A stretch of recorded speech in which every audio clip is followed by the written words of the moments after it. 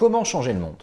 Eh bien, il y a deux façons. Soit vous êtes un super-héros et vous avez des super-pouvoirs qui vous donnent la possibilité de régler les problèmes de la France, de régler les problèmes du monde, de sortir ce pays de la crise économique et de sauver le monde du désastre écologique.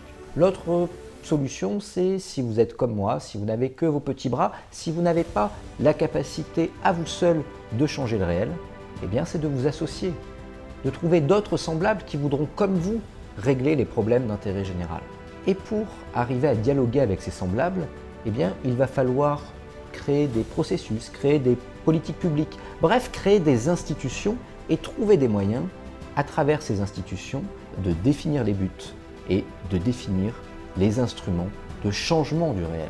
Le problème, c'est que ces institutions, ces procédures, elles existent en grande partie. Mais nos institutions sont vues comme des choses poussiéreuses, des choses que nous ne comprenons pas et, soyons clairs, des choses que nous ne voulons pas réellement comprendre tant elles nous apparaissent complexes et ineptes. En réalité, comprendre ces institutions, comprendre aujourd'hui comment fonctionne l'État, les collectivités territoriales, l'Union européenne, c'est la capacité, demain, ensemble, de retrouver voix au chapitre. Nous allons parler du fonctionnement du Parlement, des pouvoirs du Parlement, des pouvoirs du président de la République. Sont-ils si importants que ça?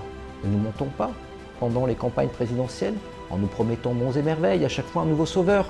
Ces points, ce sont tous les points que nous allons voir dans le cours Sator sur les institutions. Quels sont les organes de l'État? Comment fonctionnent nos institutions? Qu'est-ce que peuvent nos institutions? Qu'est-ce qu'elles pourraient si demain nous les changions?